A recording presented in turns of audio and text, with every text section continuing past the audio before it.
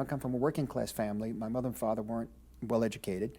I was second generation, I guess, Italian American. There was no tradition of reading in the house, no books. Of course, I read in school, et cetera, books in school and that sort of thing, but it was more of a visual tradition, more if I was taken to movie theaters a lot. Also, being a sickly child with very severe asthma, I couldn't play sports. So again, the movie theater and the church and the movie theater. And so, along with the films, there was also the advent of television, 1948, 49, and the heyday of really some of the best programming in American television, in the history of American television up to this point, with the 50s, 1950s. And so I saw a lot of television shows, but also films on television. Being working class family too, they didn't have enough money to go to the theater, so theater wasn't an option.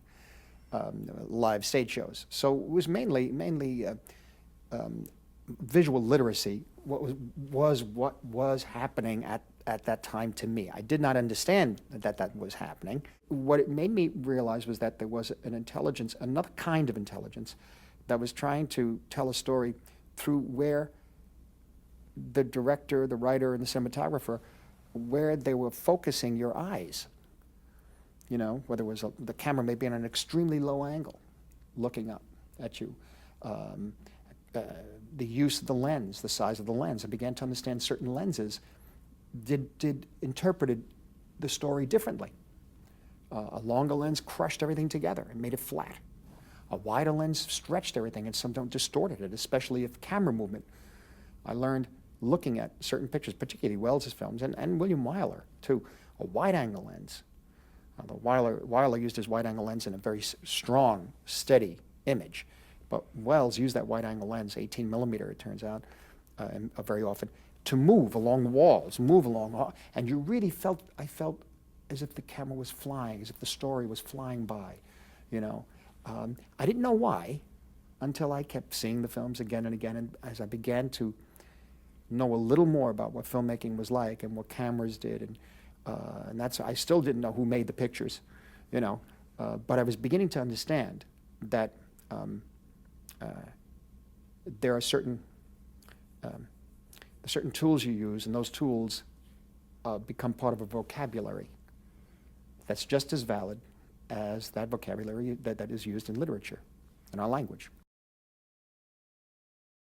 One has to begin to, I think, reach younger people at an earlier age for them to shape their minds in a critical way of looking at these images and what they mean, and how to interpret imagery.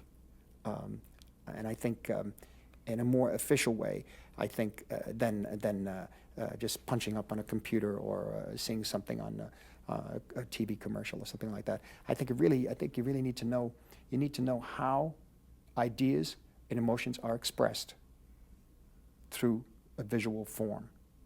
Now that form could be video, or film. It probably eventually would be digital video for a long time to come.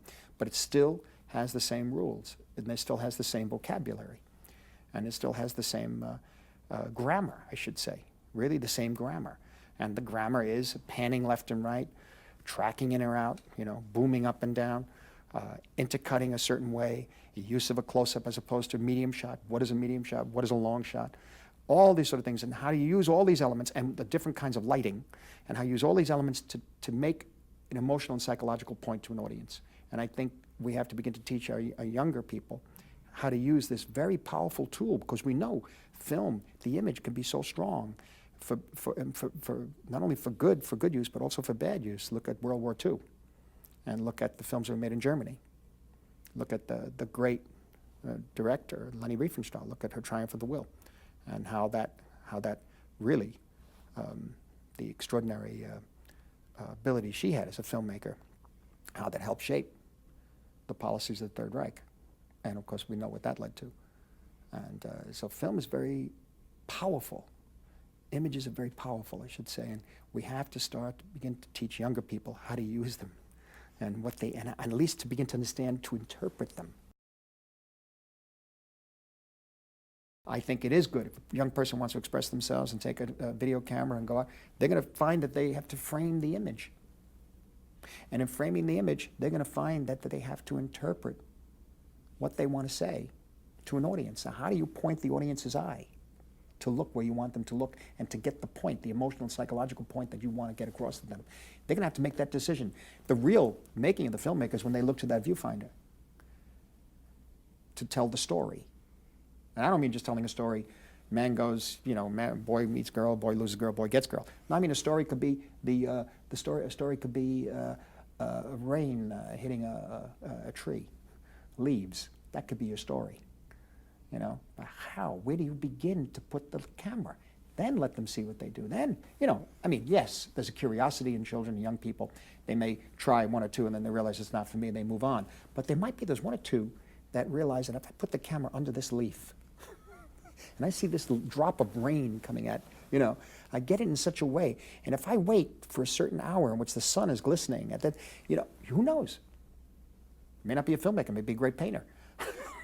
But you'll find that they will learn. They will learn as they do it.